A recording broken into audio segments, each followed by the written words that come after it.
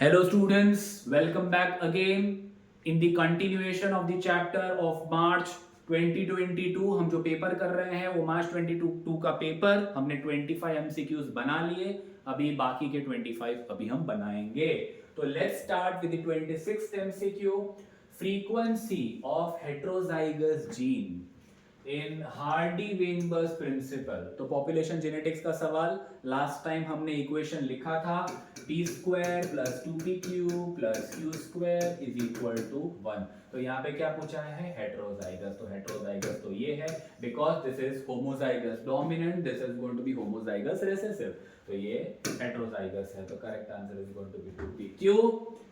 ये जो next MCQ है, ओके, इट इज एलिमिनेटेड। मतलब ये जो पार्ट जो पूछा गया है, it is from organisms and population of the previous NCERT. मतलब जो पुरानी एनसीईआरटी थी उसमें से ये सवाल है। तो ये हमारे सिलेबस में नहीं है, तो भी हम कर लेते हैं इस सवाल को। Which of the following option is odd for high altitude sickness?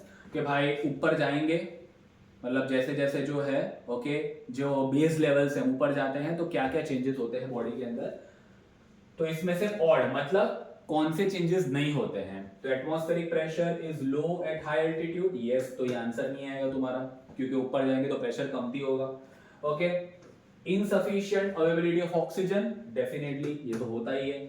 The body compensates for low oxygen availability by increasing RBC production. तो आरबीसी प्रोडक्शन बढ़ा देगा, तो हाँ ये भी करता है वो। The body compensates low oxygen availability by increasing the binding affinity of hemoglobin। तो ये करेक्ट आंसर है, ये ऑड है, क्योंकि बाइंडिंग एफिशिएंसी कम हो जाती है, बाइंडिंग एफिशिएंसी बढ़ती नहीं है। Next question from the chapter biodiversity conservation. Which of the following species becomes extinct by over exploitation? तो यहाँ पे डायरेक्ट एमसीक्यू है, स्टेलर सी काव। दो एग्जांपल्स हैं इसमें, स्टेलर सी काव एंड पैसेंजर पिजन, याद रखना, ठीक है। डायरेक्ट एमसीक्यू ओवर एक्सप्लॉयटेशन में से। चलो next,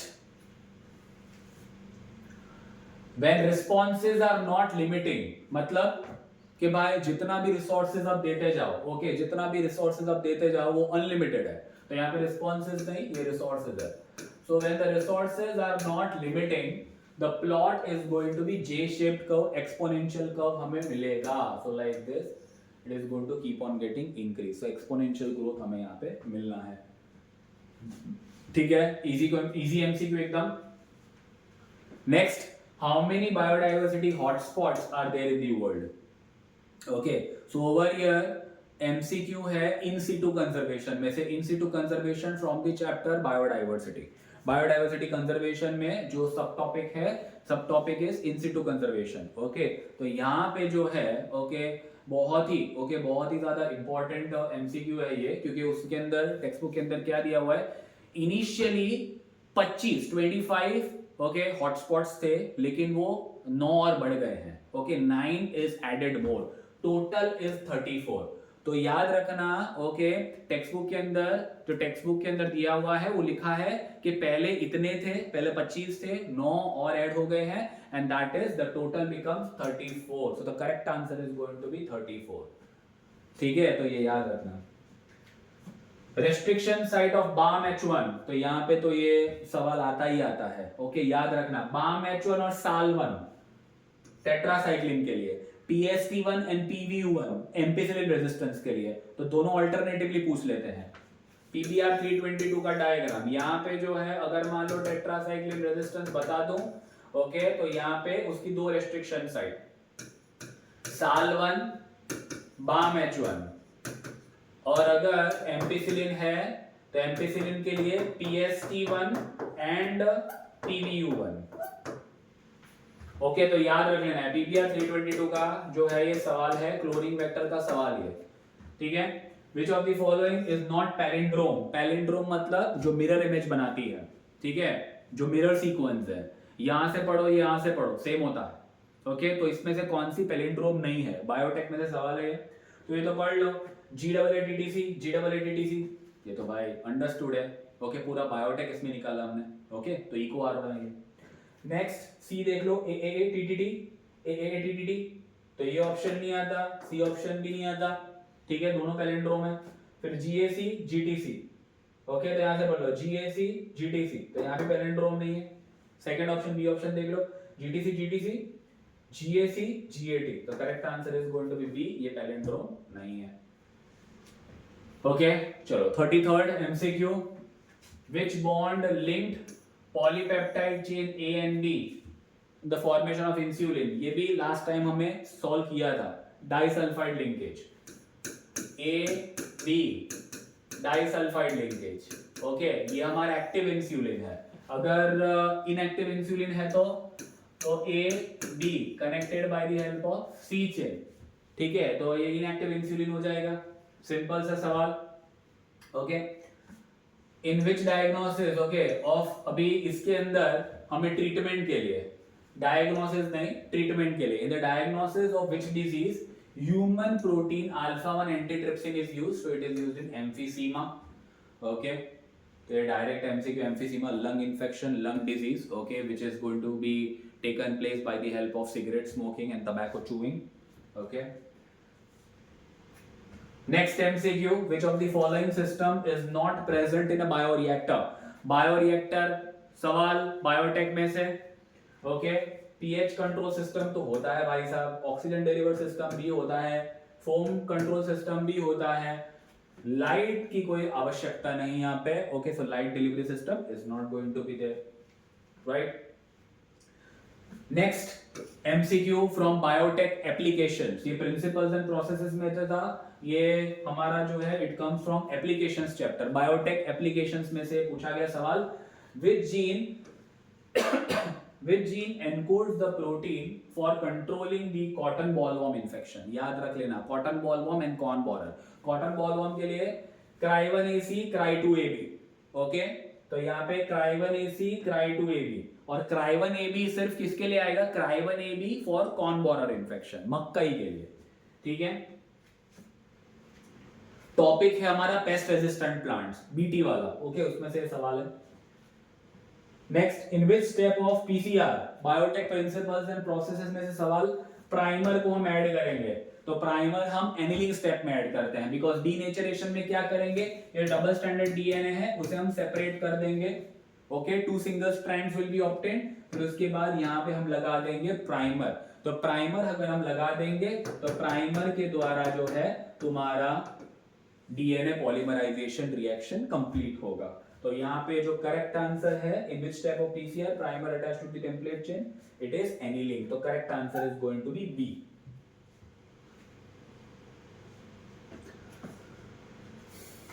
capacity to generate a whole plant from any cell, तो एक सेल में से पूरी बॉडी को बना देना, okay from the chapter biotech. Okay the correct answer is going to be totipotency. Capacity to generate the whole plant from a cell, तो भाई एक सेल में से पूरी बॉडी को बनाना, it is the property of totipotency. Okay next What is indicated by AUG? तो AUG methionine है, वो हमारा स्टार्ट कोडॉन है, it is going to be initiator codon. Chapter कौन सा था, molecular base of inheritance. Yes ये जो 40th MCQ है वो हमारे सिलेबस में नहीं है, तो very quickly will do it. In which mammal cyclic changes seen during reproduction only, तो मंकी जो है वो मेंस्ट्रुअल साइकिल बताता है, तो मेंस्ट्रुअल साइकिल जो है हमारे मेंस्ट्रुअल साइकिल होती है, एप्स के अंदर मेंस्ट्रुअल साइकिल है, तो ये जो मेंस्ट्रुअल साइकिल है it is going to be continuous breeders, हमेशा ब्रीड कर सकते हैं। खाली डियर जो है it comes under okay seasonal. Okay तो यहाँ पे जो है cyclical changes seen during reproduction only, तो correct answer is going to be deer over here. Next करने का वैसे भी जरूरत नहीं है, ओके जो 40th MCQ है it is not there in our syllabus दो।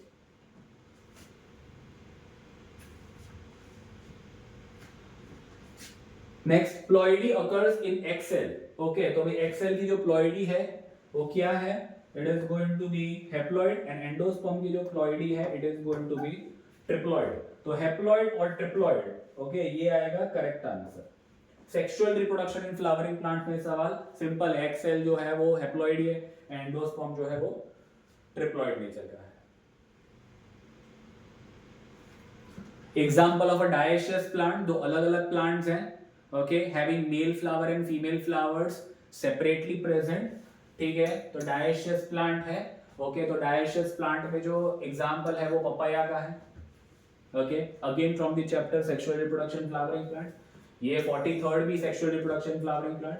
रेसिडुअल पर्सिस्टेंट न्यूसेलस, मतलब न्यूसेलस जो रह जाता है वो लेटली क्या फॉर्म करेगा, तो nucellus is going to form what, it is going to form perisperm. Example हमें पता होना चाहिए, black pepper and beetroot, okay. तो यहाँ पे जो पेरिस्पर्म का एग्जांपल है ब्लैक पेपर, मरी का plant, black pepper and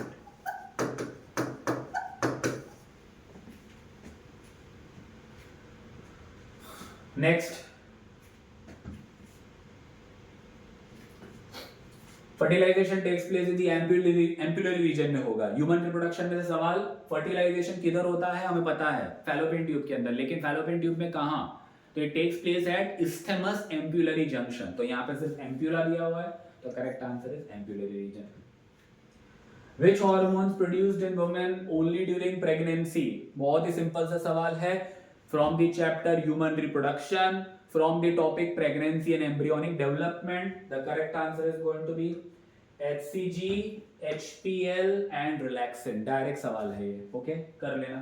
HCG human chorionic gonadotropin, HPL human placental lactogen and relaxin. Reproductive health में से सवाल, हार्मोन रिलीजिंग आईयूडी, तो बहुत ही सिंपल, लेवेनोजेस्ट्रल 20, LNG 20। मल्टीलोड 375 और कॉपर टी, वो तो कॉपर रिलीजिंग डिवाइस में है, ओके। लाइपेज लूप, वो तो नॉन मेडिकेटेड डिवाइस में है। तो हार्मोन रिलीजिंग में LNG 20 और प्रोजेस्टोसर्ट, दो एग्जांपल्स आते हैं उसमें।